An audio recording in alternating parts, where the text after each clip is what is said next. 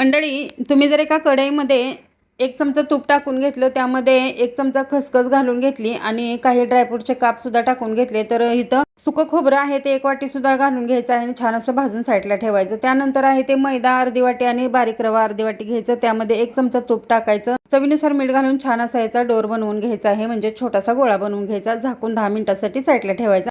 हे सारण बनवलेलं आहे. खोबरं थोडंसं बारीक करून घ्यायचं. त्यानंतर यामध्ये पिठी साखर घालायची आणि वेलची पूड घालून मिक्स करायचं. पीठ छान असं भिजलेलं आहे. त्यामध्ये एक गोळा छान अशी पारी लाटून घ्यायची.